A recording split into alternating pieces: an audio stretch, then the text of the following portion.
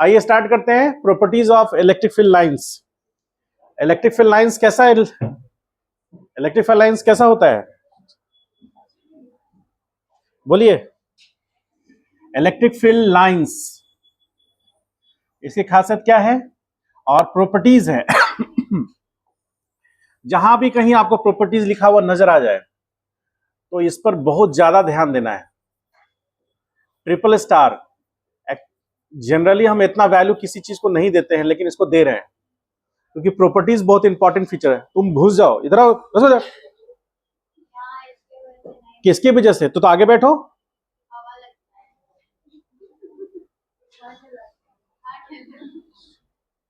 अप्रैल महीना में इसको ठंड लग रहा है। चलिए देखिए, जहां भी प्रॉपर्टीज टॉपिक हो, प्रॉपर्टीज जहां भी आ जाए तो बहुत ध्यान से पढ़िएगा, क्योंकि जहां कहीं भी क्वेश्चन उठेगा, आपका बोर्ड का हो या फिर मतलब भगवान ना करे नीट जेई का हो, तो यहीं से उठेगा। ठीक है, क्योंकि दूर दूर तो लगता नहीं है कि नीट जेई देना है। ठीक है, आइए, बहुत इंपॉर्टेंट है ये प्रॉपर्टीज। प्रॉपर्टीज मतलब क्या होता है? कोई बता सकता है प्रॉपर्टीज मतलब क्या होता है? प्रॉपर्टीज ऑफ ट्राइंगल पढ़े हैं? हाँ, प्रॉपर्टीज ऑफ ट्राइंगल पढ़े हैं? प्रॉपर्टीज मतलब क्या है? हाँ, गुण, विशेषता, या इसको थोड़ा सा बहुत आसान शब्द में बोले तो कैरेक्टरिस्टिक्स। इससे आसान क्या हो सकता है? तो कैरेक्टरिस्टिक्स में हम उसको बता सकते हैं कि उसके बारे में, उसके फीचर्स के बारे में, जिससे हम आइडेंटिफाई कर सके कि हाँ, इसके बारे में बात हो रही है। ठीक है, तो अब हम बात किसका कर रहे हैं? इलेक्ट्रिक फील्ड लाइंस का। और इलेक्ट्रिक फील्ड लाइंस है कैसा? तो इमेजिनरी है। इमेजिनरी लाइंस है। ठीक है, तो इमेजिनरी लाइंस मतलब आपको वो दिखेगा नहीं, आप उसको देख नहीं सकते हैं, आप उसको फील कर सकते हैं। जैसे मान लीजिए किसी चार्ज को रखेंगे इलेक्ट्रिक फील्ड लाइंस में, तो वो चार्ज फोर्स एक्सपीरियंस करेगा। मान लीजिए यहां पर इलेक्ट्रिक फील्ड लाइन से ऐसे जा रहा है, ये इस डायरेक्शन में साउथ हो गया, इधर नॉर्थ हो गया, इधर ईस्ट हो गया और इधर वेस्ट हो गया। तो मान लीजिए इलेक्ट्रिक फील्ड लाइंस क्रॉस कर रहा है किधर से? साउथ से नॉर्थ के लिए क्रॉस कर रहा है, और आपने यहां पर एक चार्ज रख दिया, पॉजिटिव चार्ज। ठीक, तो यदि वो फील्ड के डायरेक्शन में फोर्स एक्सपीरियंस कर रहा है और फील्ड के डायरेक्शन में जा रहा है, इसका मतलब है कि इलेक्ट्रिक फील्ड लाइंस उधर था और उसके डायरेक्शन में उस पर फोर्स लगा, जिसमें हम लोग क्या जानते हैं? F is equal to Q into E। If Q is positive, Q positive है, तो F का डायरेक्शन वही होगा जो E का डायरेक्शन है। और यदि if Q is negative, Q negative होगा तो F का डायरेक्शन क्या हो जाएगा? ऐसा लिखेंगे तो यहां से माइनस इधर जाएगा, तो E वेक्टर का नेगेटिव वेक्टर, उसका डायरेक्शन हो जाएगा F वेक्टर का। इसका मतलब है कि यदि चार्ज पॉजिटिव है तो उसका डायरेक्शन फील्ड का डायरेक्शन है, और यदि चार्ज नेगेटिव है तो उस पर लगने वाला फोर्स, जिस कारण से वो डिस्प्लेस होगा, वो फील्ड के अपोजिट होगा। तो इसको हम लोग जानते हैं अच्छे से, इस कैरेक्टरिस्टिक्स को हम समझते हैं, इसको हम लोग आगे यूज करेंगे। तो सबसे पहला कैरेक्टरिस्टिक्स क्या है, ध्यान से देखिए। प्रॉपर्टीज में सबसे पहले प्रॉपर्टीज की बात कर रहे हैं। जैसे मान लीजिए सपोज करें कि यहां पर हमने एक प्लस क्यू चार्ज देखा है, तो प्लस क्यू चार्ज के लिए यदि हम ऐसे ड्रॉ करें, आपने देखा हो या ना देखा हो, यदि मान लीजिए ऐसे ड्रॉ करें और इसका डायरेक्शन यदि ये हो, यानी कि इलेक्ट्रिक फील्ड लाइंस का डायरेक्शन किधर है? ये इमेजिनरी इलेक्ट्रिक फील्ड लाइंस है, इलेक्ट्रिक फील्ड लाइंस है। और ये ऑरिजिनेट कहां हो रहा है? क्या हो रहा है? ऑरिजिनेट कहां हो रहा है? Originated at source and terminated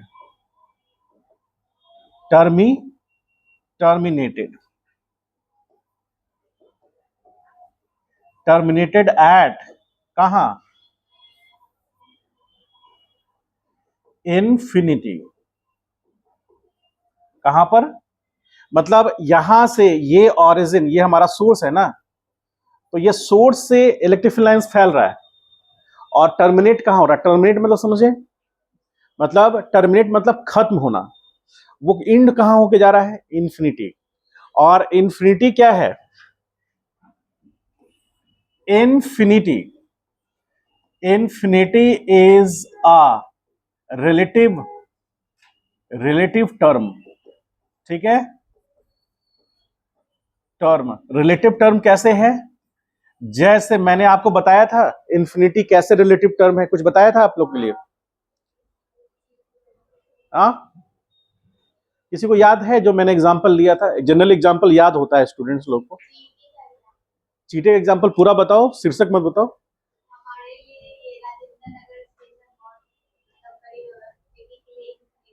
बिल्कुल, डिस्टेंस तो वही है, लेकिन रिलेटिवली हम चेक करें तो हमारे लिए तो पॉसिबल है जाना, एक दिन में ही पॉसिबल है, चीटी के लिए एक दिन में क्या इस जन्म में पॉसिबल है ही नहीं, ठीक है। तो आप बोलेंगे सर उसको खतरा बहुत है, उसको सीढ़ी से नीचे उतरते में ही जिंदगी बीत जाएगा उसका, ठीक है। तो चीटी के लिए वो इनफाइनाइट डिस्टेंस हो गया और हमारे लिए फाइनाइट डिस्टेंस हुआ। इनफाइनाइट बहुत छोटे एलिमेंट को भी कहते हैं, इसलिए आप उसमें कंफ्यूज नहीं होइएगा, इनफाइनाइट बड़ा होता है कि इनफाइनाइट छोटा होता है, मतलब यदि दोनों में एक कॉमन चीज है कि दोनों को काउंट नहीं कर सकते, ठीक है। आप मान लीजिए कि सर के बाल को काउंट कर सकते हैं, हाँ कर सकते हैं। अब ये कह सकते हैं क्या कि हर दिन मेरे सर के बाल लगभग 122 कम हो रहे हैं, नहीं काउंट कर सकते हैं। जब कई दिनों तक बाल झड़ता गया तब पता चला कि ओ कुछ गड़बड़ हो रहा है, ठीक है। जैसे इसके बाल को, अब इस सर के बाल उगने में अभी इसको कितना समय लगेगा, जिस दिन ये टोपी खोलेगा उस दिन मिठाई बटेगा, क्या है ना। तो फिर क्यों पहन रहे हो, तुम्हें तो बोला कि 2 महीने के बाद पहनेंगे। इसका दिल ईगो हर्ट हो जाता है, ईगो ईगो तुरंत हर्ट हो जाता है इसका। इसको बोलेंगे ना कि तुम पढ़ नहीं सकते हो, तुम जिंदगी में कुछ नहीं कर सकते हो, तभी भी कोई नहीं बोलेगा हाँ सर आप ठीक बोल रहे हैं, वहां ईगो हर्ट नहीं होता है। ईगो भी रिलेटिव है, हाँ ये ठीक ही बोल रहा होगा, सही में नहीं पढ़ पाएंगे हम, ठीक है। पढ़ो, ईगो हर्ट करने की बात नहीं है, हम तो ईगो हर्ट करके काम चला लेंगे, हमारे गुरुजी तो पीट के काम चलाते थे, ठीक है ना। आइए, समझने में कोई दिक्कत, टर्मिनेट कहां होगा, इन्फिनिटी पर, मतलब हमको दिखेगा नहीं, ठीक, या काफी दूर होगा। और ऑरिजिनेट कहां से होगा, इसका बहुत बढ़िया एग्जांपल देते हैं, आपके दिमाग में तुरंत बैठ जाएगा।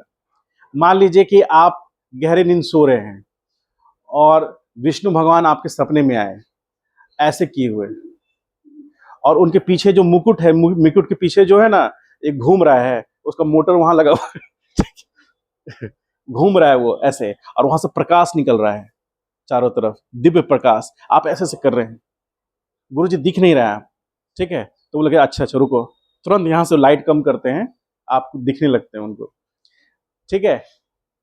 तो वहां से सोर्स लाइट निकला ना, तो वो जो सोर्स ऑफ लाइट है वही है, लाइट चारों तरफ फैल रहा है। तो ऑरिजिनेट कहां से हुआ, सोर्स से, टर्मिनेट कहां जाके हो रहा है, इन्फिनिटी पर, ठीक है। अब यदि इसी बीच में, मान लीजिए कि इसके बीच में हम किसी भी चार्ज को रखेंगे, मान लीजिए यहां पर, अरे हम इधर घूमे सब सीधा होने लगा, देखिए यहां पर, तुम जवाई क्यों ले रहा है जी, अभी आ रहा है, मतलब इसको हम कैसे लें, मतलब हम कैसे लें इसको, मतलब कि आप ही में क्लास में आ रहा है, मतलब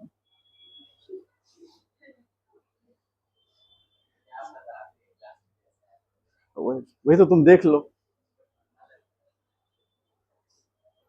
चलिए, अब क्यू नॉट चार्ज है, अब क्यू नॉट चार्ज है, इस चार्ज पर फोर्स लगेगा ना, लगेगा कि नहीं लगेगा, ये चार्ज कैसा नेचर का है, उस पर प्लस क्यू लिखा हुआ है, क्यू नॉट, उस चार्ज पर प्लस क्यू लिखा हुआ है, ठीक है। अब इस चार्ज पर फोर्स लगेगा तो इस डायरेक्शन में जाएगा ना, क्यों जाएगा, क्योंकि ये एफ है, तो एफ बराबर क्या होगा, क्यू ई। आपको पता है इलेक्ट्रिक फील्ड लाइंस कैसे हैं, अवे फ्रॉम द सोर्स है, होगा। तो ये आपको फील करना है, समझना है। अब यहां पर इसका मैग्नीट्यूड, जहां एफ की बात करेंगे तो क्यू, और यहां के क्यू बाय ये डिस्टेंस कितना होगा बताइए, ये डिस्टेंस कितना होगा। इस डिस्टेंस को मान लीजिए कि हम ए कहते हैं, तो यहां हम लिख सकते हैं ना कितना, और ये जो डायरेक्शन है इसको हम ए कैप लेते हैं, तो ए कैप, क्या ऐसा लिखना सही है? क्या आप इससे सेटिस्फाई हैं? इस तरह से छोटे छोटे कॉन्सेप्ट को जोड़ेंगे और उसके बाद अच्छे क्वेश्चंस करेंगे, तो आपको लगेगा कि हाँ, हम एक सीक्वेंस में सीख रहे हैं। जो इतना मैंने पढ़ा है, 2-3 किताब मतलब बाल जनक घुट्टी की तरह घोर के पिया है, उसका सॉल्यूशन है ये। ऐसा बुक में नहीं दिया है, लेकिन हम बता रहे हैं आपको। अब आगे बढ़िए। अब इसके बाद हम दूसरे लेवल पे आते हैं, सेकंड पॉइंट में। पहला पॉइंट हो गया, आगे बढ़ जाए। आइए सेकंड पॉइंट करते हैं, 2। अब मान लीजिए कि हमारे पास नेगेटिव क्यू चार्ज है। समझ रहे हैं सब लोग? ग्रीन से लिखें, कोई दिक्कत?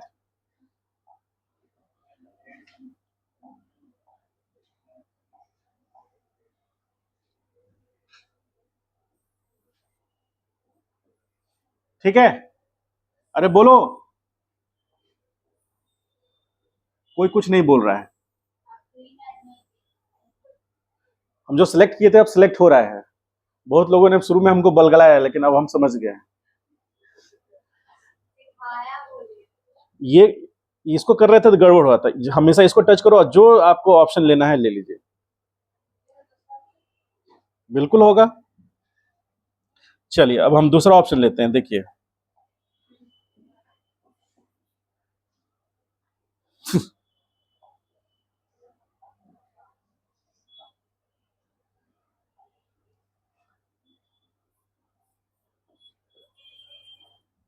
पुष्कर नहीं आया है?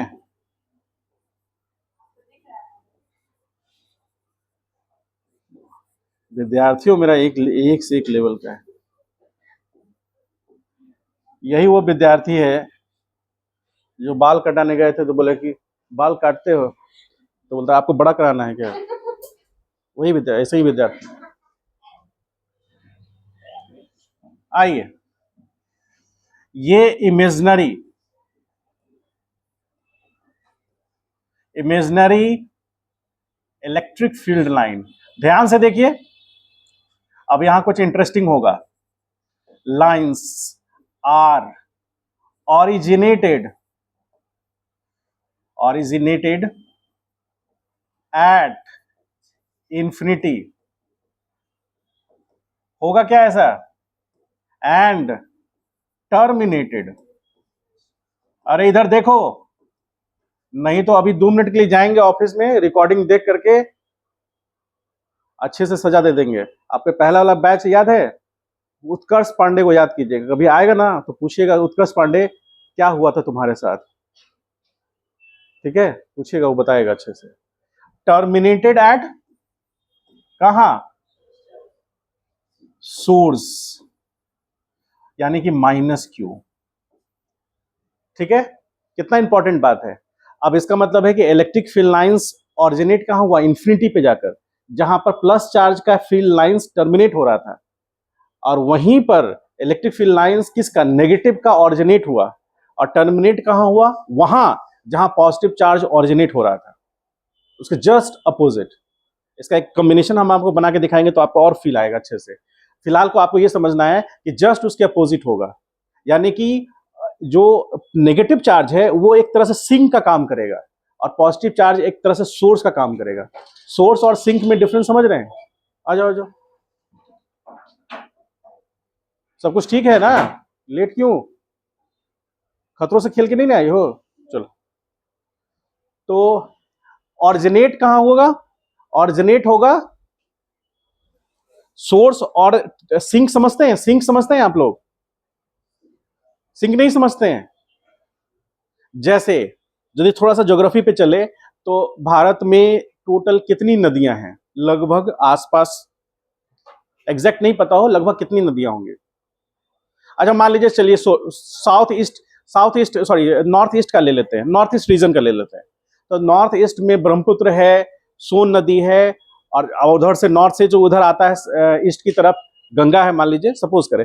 इन सारे सारे नदियों का जो सिंक है वो कौन है? बे ऑफ बंगाल है। तो वो सिंक है, क्यों? क्योंकि सारे एनर्जीज जाकर के वहां पर मिल रही हैं, टर्मिनेट हो रही हैं। तो यहां पर सिंक कौन है? सोर्स इंफिनिटी है। ठीक है, अब इसमें हमको डिफरेंस उसका रखना है। अब मान लीजिए यहां पर कोई चार्ज पार्टिकल रखते हैं यहां पर, और यहां चार्ज पार्टिकल मान लीजिए कि प्लस क्यू नॉट है, वहां भी प्लस क्यू नॉट था, यहां भी प्लस क्यू नॉट है, और इनके बीच का जो सेपरेशन है, ये सेपरेशन मान लीजिए कि हम लेंगे, और इसको भी हम ए कह रहे हैं, और इस डायरेक्शन को हम ए कैप कह सकते हैं। अब इस पे लगने वाला जो फोर्स होगा, वो फोर्स किस डायरेक्शन में होगा बताइए? वो कौन से डायरेक्शन में होगा फोर्स? यहां पर प्लस क्यू चार्ज है, और फील्ड लाइंस किधर हैं बताइए? फील्ड लाइंस किधर हैं? और हमको पता है कि एफ का फॉर्मूला क्या है? एफ बराबर क्यू नॉट इंटू ई होगा। तो जो इलेक्ट्रिक फील्ड का डायरेक्शन होगा वही फोर्स का डायरेक्शन होगा। कब? जब हमारा पॉइंट चार्ज जिस पर फोर्स लग रहा है वो कैसा नेचर का है? पॉजिटिव है। तो फोर्स का डायरेक्शन इधर होगा क्या? ये फोर्स का डायरेक्शन होगा। अब इसके अनुसार चले तो क्यू नॉट के, अब यहां पर क्या लिखेंगे? क्यू माइनस के साथ, और बाई डिस्टेंस ए स्क्वायर, और यहां पर क्या हो जाएगा? ए कैप होगा। तो यहां क्यू नॉट के क्यू, अब ये माइनस ए कैप होगा। अब देखिए इसका डायरेक्शन किधर रिप्रेजेंट होगा? बोलिए, इसका डायरेक्शन किधर रिप्रेजेंट हो रहा है? Just anti parallel to a cap होगा ऐसा। यानी ए कैप जिधर भी होगा उसके अपोजिट डायरेक्शन में। समझ पाए? इस तरह से फोर्स निकाल सकते हैं। और यदि मान लीजिए कि पॉइंट चार्ज भी नेगेटिव है, मान लीजिए हम यहां पर देखें, समझिएगा ध्यान से अच्छे से, और यहां पर पॉइंट चार्ज मान लीजिए Q1 है, सपोज करें यहां पॉइंट चार्ज माइनस Q1 है। अब इस पॉइंट पर, इस पॉइंट का नाम हम N दे देते हैं, तो N पॉइंट पर फोर्स निकलेगा, क्योंकि वो इलेक्ट्रिक फील्ड रीजन में है ये चार्ज, तो ये फोर्स एक्सपीरियंस करेगा। Either it would be positive और नेगेटिव, जब नेगेटिव है तो भी एक्सपीरियंस करेगा। अब यहां से ये जो गैप है, ये डिस्टेंस को हम मान लेते हैं R, तो ये बनेगा R कैप। ये तो क्लियर है। अब आर कैप के डायरेक्शन में है या उसके अपोजिट है, ये देखने के लिए हम क्या करेंगे? इस पर फोर्स निकालेंगे। तो F बराबर क्या होगा? Q1 माइनस में और इंटू ई, ठीक, ई होगा। अब यहां पुट करते हैं -Q1, और यहां K चार्ज भी नेगेटिव है, बाई डिस्टेंस कितना? R स्क्वायर, और यहां पर क्या हो जाएगा? R कैप होगा ऐसा। अरे बोलो, ठीक। तो ये माइनस माइनस प्लस हो गया, तो K Q by R square R cap, यानी फोर्स का डायरेक्शन किधर होगा? ये हो जाएगा फोर्स एट एन, होगा ऐसा। और ऐसा क्यों होगा? अरे बोलिए, क्यों होगा ऐसा? क्योंकि दोनों सिमिलर चार्जेस हैं, और हम जानते हैं ये प्रॉपर्टीज ऑफ चार्ज में, वहां प्रॉपर्टीज ऑफ चार्ज पढ़े थे, यहां properties of electric field lines पढ़ रहे हैं। तो वहां पर प्रॉपर्टीज ऑफ चार्ज में कहा गया था कि if two charges are separated by distance R X, कोई भी वैल्यू हो, and if they have same nature, then force of repulsion will take place. होगा, सेम नेचर के होंगे तो रिपल्सन होगा, इसलिए यहां माइनस क्यू है, यहां भी क्या था? Minus Q. लेकिन यहां क्या हुआ? अट्रैक्शन, क्योंकि ये माइनस क्यू और ये प्लस क्यू था। नेचर बता दिए, और कैसा एक्सपीरियंस करेगा वो बता दिए। और जैसे जैसे सोर्स से दूर जाएगा तो फिर यहां भी फोर्स का मैग्नीट्यूड घटेगा। ठीक है, डायरेक्शन तो वही रहेगा लेकिन फोर्स का मैग्नीट्यूड घटेगा। यानी इन्फिनिटी पे जाएगा तो उसका फोर्स का वैल्यू 0 हो जाएगा। ये हमारा प्लस चार्ज में भी हो रहा था और माइनस चार्ज में भी हो रहा था। ये बेसिक फंडामेंटल प्रॉपर्टीज हैं, और इन दोनों के बारे में यहां लिखा दिए हैं। इलेक्ट्रिक फील्ड लाइंस ओरिजिनेट कहां होगा? इन्फिनिटी पर, ये इंपॉर्टेंट है। और टर्मिनेट कहां होगा? सोर्स माइनस क्यू पर। ठीक है, आगे बढ़े, थर्ड पॉइंट में बढ़े, कोई दिक्कत नहीं, फिर क्वेश्चंस करेंगे। आइए थर्ड पॉइंट में आते हैं।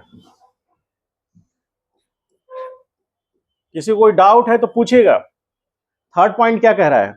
थर्ड पॉइंट कह रहा है कि जहां भी इलेक्ट्रिक फील्ड लाइंस हैं, सपोज करें कि ये इलेक्ट्रिक फील्ड लाइंस है, ये ई नेट है,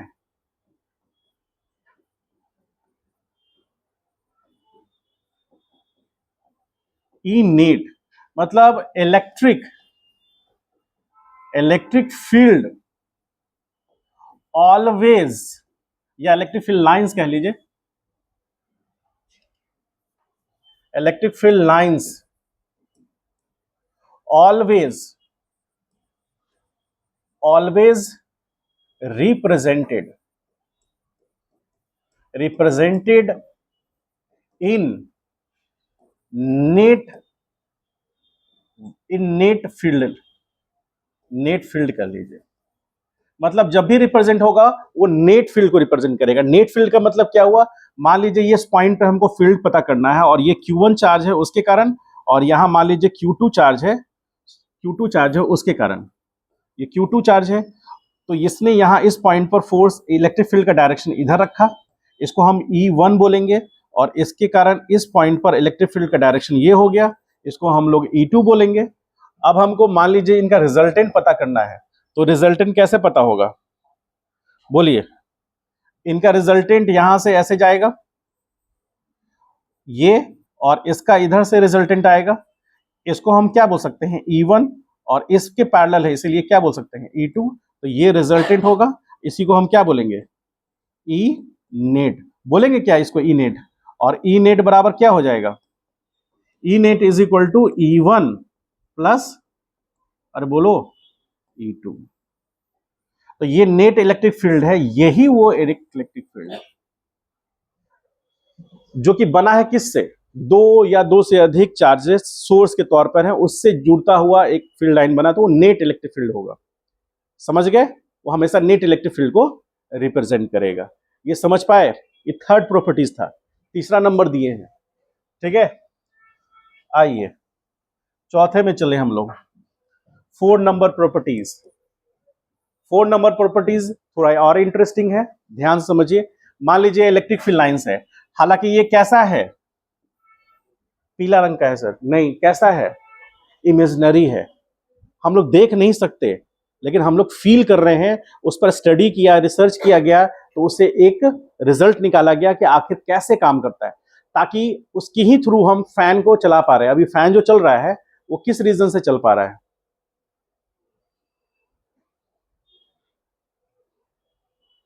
पढ़ेंगे हम लोग, कॉइलिंग पढ़ते हैं आप लोग, उससे एक टॉर्क प्रोड्यूस होगा। उसको नींद आ रहा है, चश्मा बंद करके सो।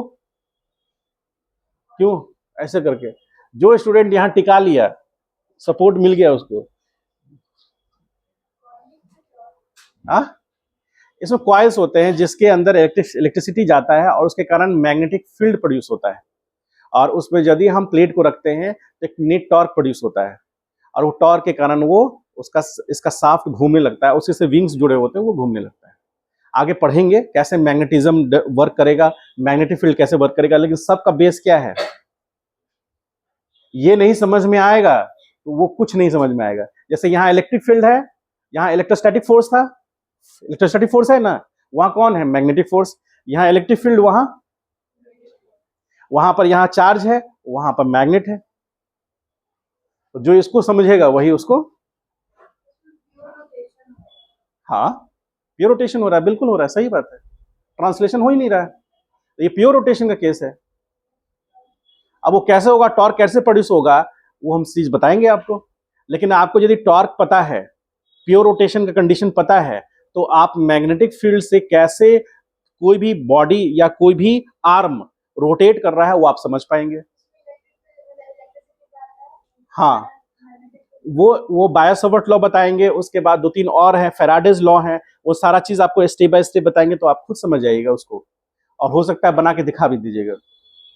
ठीक है, आइए अब यहां पर समझते हैं, सारी चीज का स्टेप है, स्टेप बाय स्टेप समझिएगा तो सब कुछ समझ में अच्छे से आएगा। और यदि ये सोचिएगा कि इसको छोड़ देते हैं उसको समझेंगे, तो नहीं होगा। फिजिक्स जो है वो रीढ़ का हड्डी सीधा कर देगा आपको। अभी 2026 में जो रिजल्ट आया है, ठीक है, 2026 में जो रिजल्ट आया, 2025 का रिजल्ट ले लीजिए, 2024 का रिजल्ट ले लीजिए, जितने भी टॉपर स्टूडेंट हैं उसका फिजिक्स केमिस्ट्री मैथ का यदि लेके चले, बायोलॉजी को तो खैर छोड़ ही दीजिए, क्यों छोड़ दे सर, आगे बताएंगे। तो जितना फिजिक्स केमिस्ट्री मैथ लेके चले, तो जितने भी टॉपर स्टूडेंट हैं उनका सबसे कम फिजिक्स में मार्क्स आया, ठीक है, एवरेज बोल रहे हैं। अब बायोलॉजी वाले बच्चे का तो बाय बर्थ फिजिक्स खराब होता है, जम के साथ ही विष्णु भगवान, क्यों, वो मान लेते हैं कि हमको मैथ पढ़ना नहीं है, अब फिजिक्स बिना मैथ के, ठीक है, समझ गए ना, तुम्हारे मन की बात बोल रहे हैं ना हम। आइए देखिए यहां पर, अरे इस पॉइंट को ले लीजिए, अब तो मुझे ये अच्छे से आ गया है, अब तो मैं इसमें एक्सपर्ट हो गया हूं। ए, कुछ लोग ने बलगलाया था, लेकिन अब ए बी सी 3 पॉइंट ले लिए एक ही लाइन पर। सर आप लाइन स्ट्रेट क्यों नहीं बना रहे? स्ट्रेट नहीं भी होता है, स्ट्रेट होता भी है, तो हम एक जनरल लेके चल रहे हैं। मान लीजिए ए पॉइंट पर हमको पता करना है, पॉइंट ए पर कि इलेक्ट्रिक फील्ड का डायरेक्शन क्या होगा, तो उस पॉइंट ए पे हम क्या करेंगे, एक टेंजेंट ड्रॉ करेंगे। ये भगवान, ऐसा टेंजेंट कौन ड्रॉ करता है? हाँ, अब कुछ मिला जुला के ठीक है, एक टेंजेंट ड्रॉ करेंगे, तो ये टेंजेंट होगा, वो electric field at point A बताएगा, ठीक। अब यदि बी पॉइंट पे हम पता करना चाहते हैं, तो टेंजेंट ड्रॉ किए, तो ये electric field at point B बताएगा। सी पॉइंट पे यदि हम टेंजेंट ड्रॉ कर दिए, तो इलेक्ट्रिक पॉइंट सी बताएगा। इसका मतलब है कि यदि कर्व इलेक्ट्रिक फील्ड लाइंस होगा, तो हर पॉइंट पर उसका इलेक्ट्रिक फील्ड का डायरेक्शन बदलेगा। समझ गए इस बात को? और यदि स्ट्रेट होगा, तो हर पॉइंट पर इलेक्ट्रिक फील्ड का डायरेक्शन सेम होगा। अब उसके अगला प्रॉपर्टी समझिए, इसके बाद अगला प्रॉपर्टी बताएंगे और अच्छा इंटरेस्टिंग है, इसके बाद बताएंगे, अलग से बताएंगे उसको अच्छे से। तो ए पॉइंट पर यदि हमको पता करना है इलेक्ट्रिक फील्ड, टेंजेंट ड्रॉ किए, बी पॉइंट पर पता करना है इलेक्ट्रिक फील्ड, वो पता किए। अब मान लीजिए उसके पैरेलल में कोई और लाइन है और इस पॉइंट पर हमको पता करना है डी पॉइंट पर, तो इस डी पॉइंट पर हमने टेंजेंट ड्रॉ कर दिया, तो ये electric field at point D बताया। अब ये हो सकता है कि ये इलेक्ट्रिक फील्ड लाइंस जो है इसके साथ पैरेलल हो जाए, ये हो सकता है, कोई दिक्कत की बात नहीं है। उससे क्या फायदा होगा सर, वो हम लोग आगे देखेंगे। अभी ये समझिए कि यदि इलेक्ट्रिक फील्ड लाइंस है, इमेजिनरी है, और किसी भी पॉइंट पर हमको उस पॉइंट पर इलेक्ट्रिक फील्ड का डायरेक्शन पता करना है, क्योंकि फील्ड डायरेक्शन जो होगा वो कांस्टेंट, ये वेक्टर क्वांटिटी है ना, तो हम किसी पॉइंट पे टेंजेंट ड्रॉ करेंगे तो वो रिप्रेजेंट करेगा उसके डायरेक्शन को। अब इसी में इसको हटाएंगे नहीं, यहीं पर हम आपको एक और चीज दिखाते हैं, 5th नंबर में ध्यान से देखिए। मान लीजिए कि एक इलेक्ट्रिक फील्ड लाइन ऐसे गया और एक इलेक्ट्रिक फील्ड लाइन ऐसे गया, ठीक। तो मान लीजिए कि ये इलेक्ट्रिक फील्ड लाइंस है, ये E1 है, और ये एक इलेक्ट्रिक फील्ड लाइंस है, ये E2 है। दोनों एक दूसरे को इंटरसेप्ट किया, किस पॉइंट पर? मान लीजिए P पॉइंट पर। P पॉइंट पर, P पॉइंट पर क्या किया? इंटरसेप्ट किया। यदि P पॉइंट पर मान लीजिए इंटरसेप्ट किया, तो अब इंपॉर्टेंट बात यहां पर यह है, समझने वाली, गौर करने वाली बात यह है कि किसी एक पॉइंट पर क्या वेक्टर के कितने डायरेक्शन हो सकते हैं? ओनली वन बैक डायरेक्शन हो सकते हैं। If it is clear, it is basic property of A vector, यदि किसी पॉइंट पर वेक्टर्स के दो अलग अलग डायरेक्शंस दिख रहे हैं, it means there is something wrong. इसलिए हम ये कह सकते हैं कि किसी भी पॉइंट पर वेक्टर का दो डायरेक्शन नहीं हो सकता। यदि इस प्रॉपर्टीज को फॉलो करके चले तो देखिए, इस प्रॉपर्टीज को फॉलो करके चलेंगे तो देखिए क्या कर रहा है।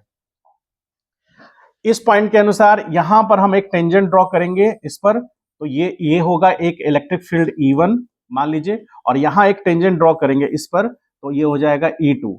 अब बताइए कि एक ही पॉइंट पर दो डायरेक्शन हो जा रहे हैं, दोनों ही टेंजेंट ड्रॉ कहां हुआ है? P पॉइंट पर। तो यहां पे हम लिख सकते हैं कि since there are two different directions take place at a fixed point। वो कौन सा पॉइंट है बोलिए? फिक्स पॉइंट कौन सा है? P है ना? अरे बोलो, अरे कुछ चुप रहो ना, अपने मास्टर लिख देगा। कौन सा पॉइंट है? P।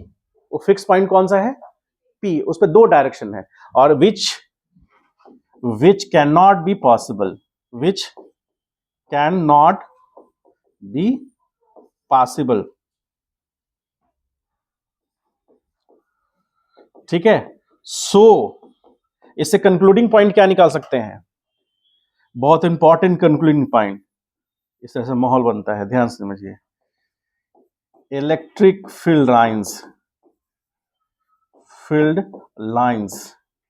never intersect each other. समझ में आया? अभी तो मुझे ये अच्छे से आ चुका है, देखिए अब मैं क्या करता हूं।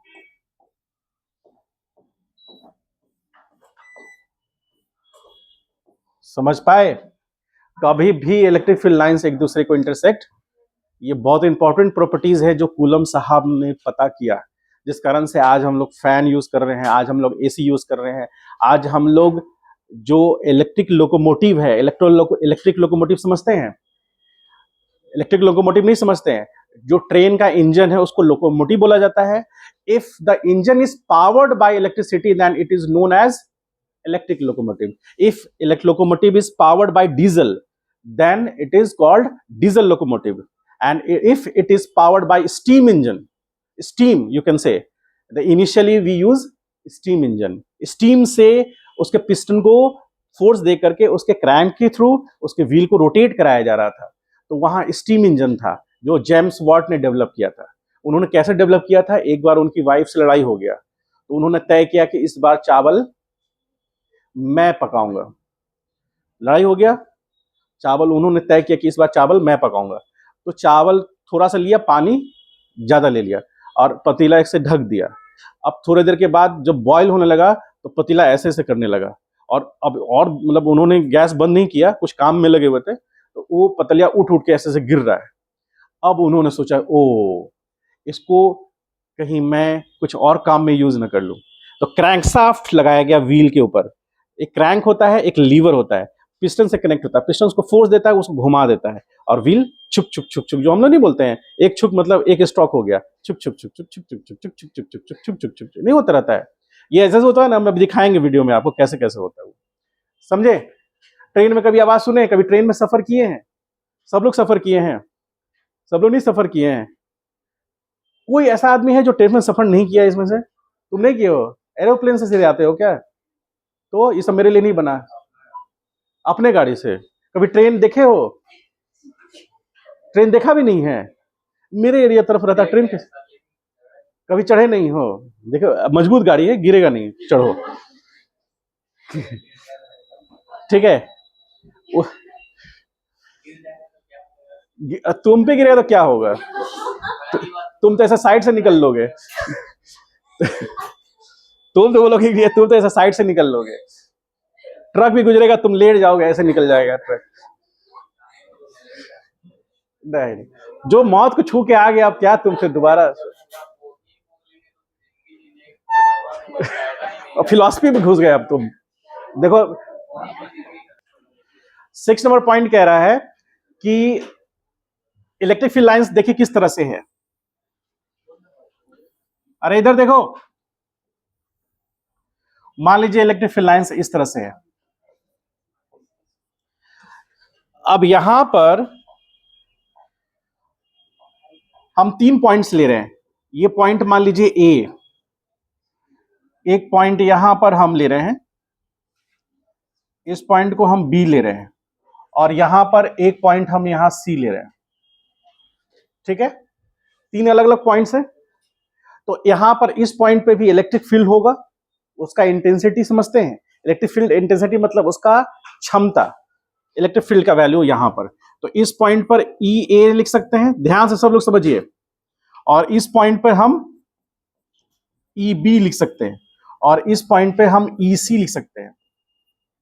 यदि हम कैटेगरी वाइज डिवाइड करें तो पहला ऑप्शन है कि E A is equal to E B is equal to E C. दूसरा ऑप्शन कह रहा है कि E A is less than E B is less than E C, और तीसरा ऑप्शन कह रहा है कि E A is greater than EB and greater than EC. और फोर्थ ऑप्शन कह रहा है कि EB is greater than EA but less than, वो तो बात उसी पे आ जाएगी, इसको हम इस तरह से ले लेते हैं यहां पर, is greater than B E C. अब आप इसको चारों ऑप्शन देख करके आप अपने इंट्यूशन से बताइए कि कौन सा ऑप्शन सही है, which will be the right option for you. क्या लग रहा है? इसे एक कॉन्सेप्ट डेवलप करेगा आपका, आप खुद बताइए, 2 मिनट समय देते हैं, फिर हम आप बता देंगे इसको। कोशिश जरूर कीजिए, सब लोग बताने की, गलत हो कोई बात नहीं, कोशिश जरूर कीजिए कौन सा ऑप्शन सही लगता है। ये नीट में पूछा हुआ है, बेसिक क्वेश्चन है, पूछा हुआ है इसे। सेकंड मतलब ए पॉइंट का इलेक्ट्रिक फील्ड कम होगा बी के रिस्पेक्ट में और सी का बी के रिस्पेक्ट में ज्यादा होगा, या ये भी तो हो सकता है, ये नहीं हो सकता है थर्ड ऑप्शन जो है, बताइए, डिस्कशन कीजिए। थर्ड ऑप्शन आपको लगता है कि थर्ड ऑप्शन होगा? थर्ड ऑप्शन क्यों नहीं हो सकता? और बताइए, तुम लोग बताओ। हरिओम, तुम्हारा विष्णु, हाँ हरिओम, कंफ्यूज कर जाते हैं, रेगुलर नहीं आते इसलिए। बोलो,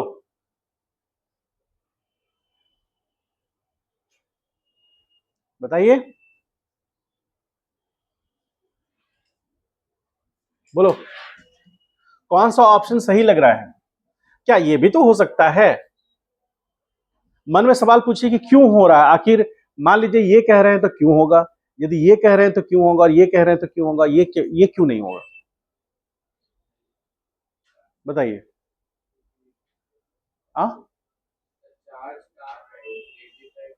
चार्ज जैसे इस पॉइंट पर हमको ए पॉइंट दिखाए हैं, बी दिखाए और सी दिखाए, वहां चार्ज नहीं है, हम उस पॉइंट पर फील्ड की बात कर रहे हैं।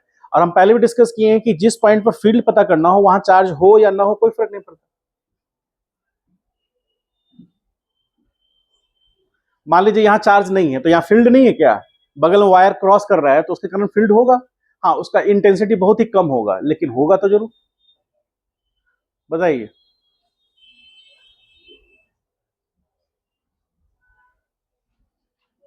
देखिए यहां पर इसके अनुसार ऑप्शन जो ये है ये सही है।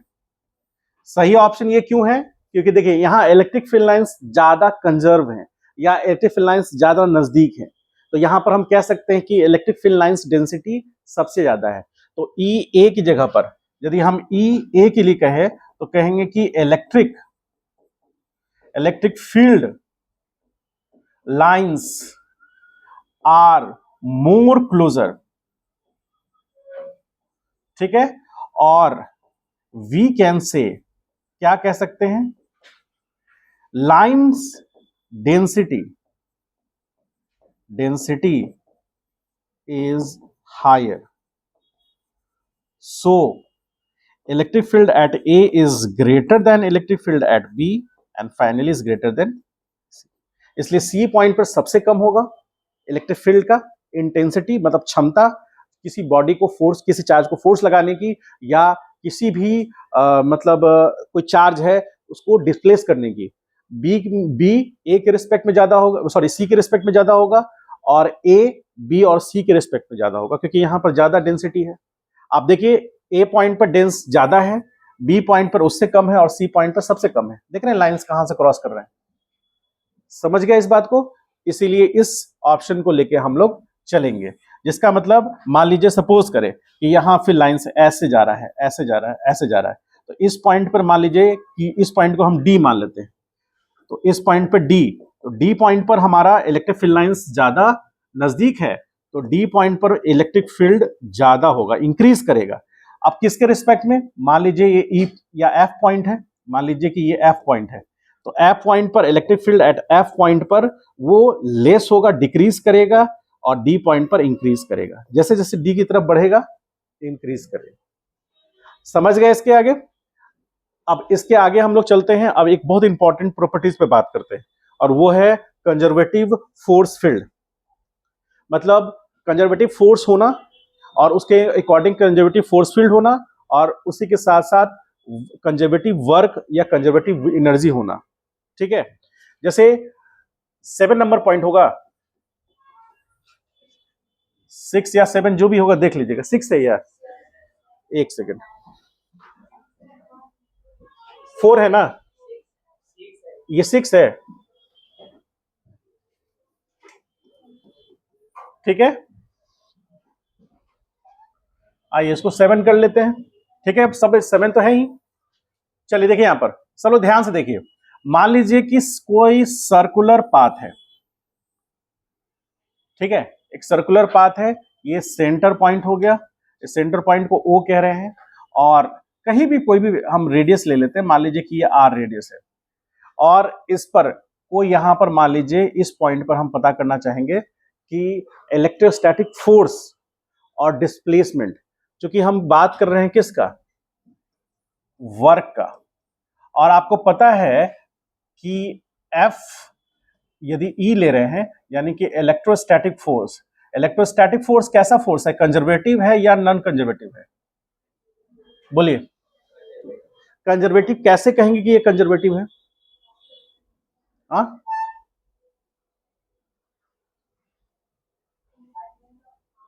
इंडिपेंडेंट ऑफ पाथ है। ठीक है, अभी फिलहाल इसकी बात करते हैं, फिर हम उसकी भी बात करेंगे, वर्क में करेंगे। तो मान लीजिए कि यहां से बहुत छोटा सा एलिमेंटल डिस्प्लेसमेंट हो रहा है। ठीक है, बहुत छोटा सा एलिमेंटल डिस्प्लेसमेंट डी आर। ठीक, और उस छोटे से एलिमेंटल डिस्प्लेसमेंट के लिए हम जो टेंजेंट ड्रॉ करेंगे, ध्यान से समझिएगा, यहां थोड़ा सा टेक्निकल बात हो रहा है ज्यादा।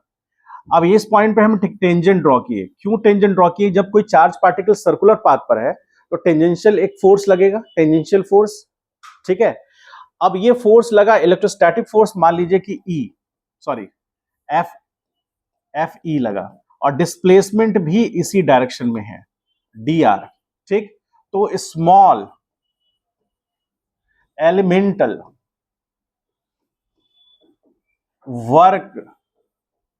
Work done by electric force, तो electric force small work done, तो D W is equal to क्या होगा, इलेक्ट्रोस्टैटिक फोर्स और इनटू डी आर होगा।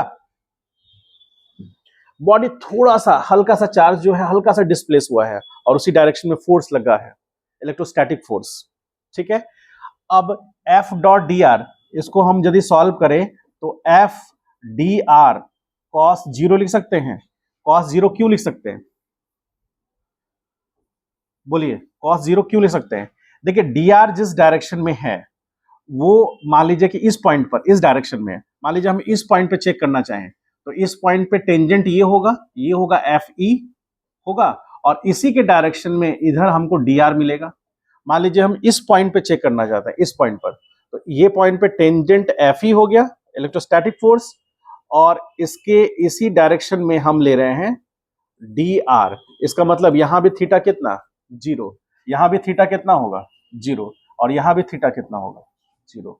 इसलिए यहां पर हम cos 0 लिए हैं। क्यों? फोर्स और स्मॉल एलिमेंटल डिस्प्लेसमेंट, क्योंकि पार्टिकल किधर मूव कर रहा है, चार्ज पार्टिकल किस पे मूव कर रहा है, सर्कुलर पाथ पर, तो हर पॉइंट पर उसका एक टेंजेंशियल डिस्प्लेसमेंट होगा, और उस टेंजेंशियल डिस्प्लेसमेंट का उस पॉइंट पर जो टेंजेंशियल फोर्स होगा उसके साथ एंगल हमेशा 0 होगा, क्योंकि जब पोजीशन चेंज करेगा तो पोजीशन वेक्टर भी चेंज हो रहा है, साथ साथ डिस्प्लेसमेंट वेक्टर भी चेंज हो रहा है, स्मॉल एलिमेंटल, और उसी के पैरेलल में फोर्स का डायरेक्शन भी चेंज हो रहा है, और हर पॉइंट पर कुछ इस तरह से चेंज हो रहा है कि हर पॉइंट पर डिस्प्लेसमेंट और फोर्स का डायरेक्शन सेम हो जा रहा है, इसलिए हर पॉइंट पर उनके बीच का एंगल क्या है, 0 है।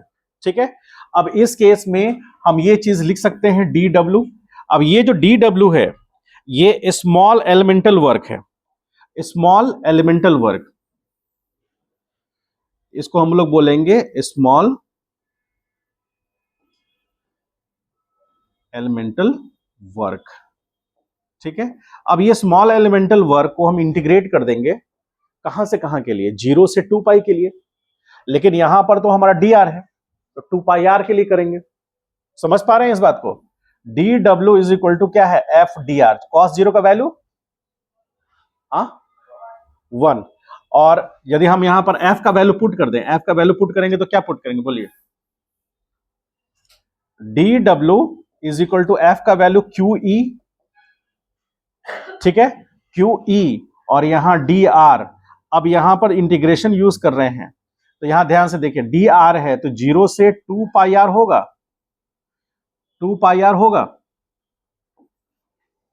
रेडियस आर है ना, तो यहां पे डब्ल्यू हो गया, कहां से कहां, साइकिल के लिए, साइकिल के लिए। इसको हम लोग आगे जाकर कुछ और तरीके से भी लिखते हैं, तो क्यू ई यहां पर आ जाएगा कितना, 2 पाई आर होगा, ये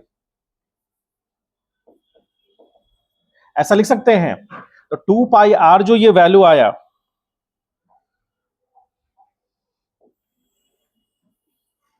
ये समझ पाए हैं, ये वैल्यू जो है एक कांस्टेंट है, एक कांस्टेंट वैल्यू है, आर चेंज नहीं हो रहा है।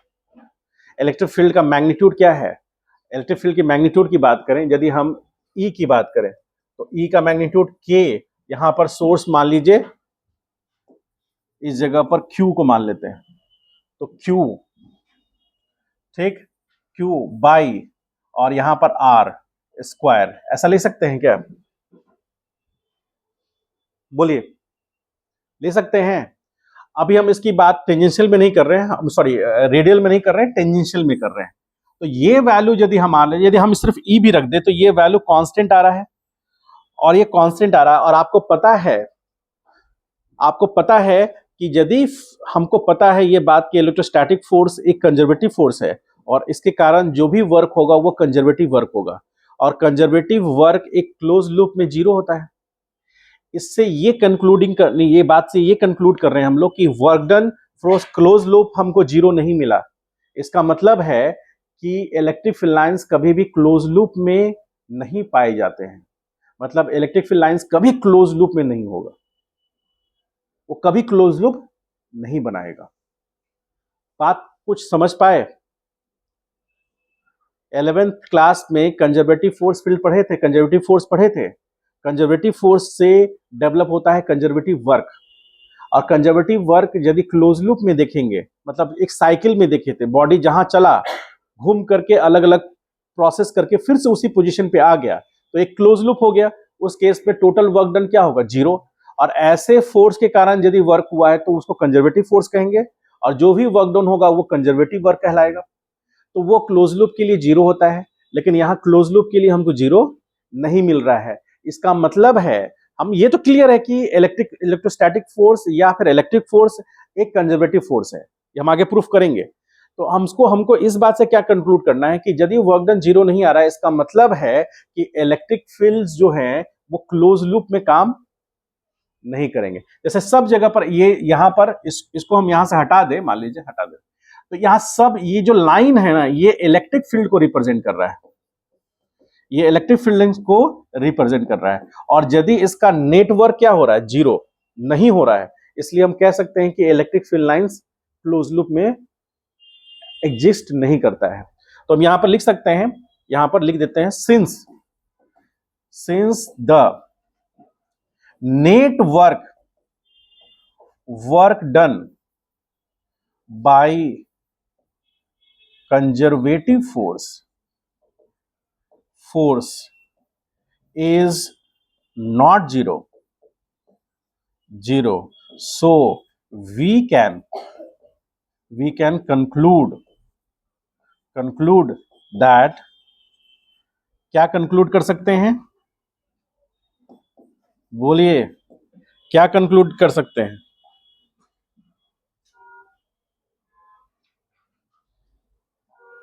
कंक्लूड कर सकते हैं दैट, कंक्लूड क्या कर सकते हैं,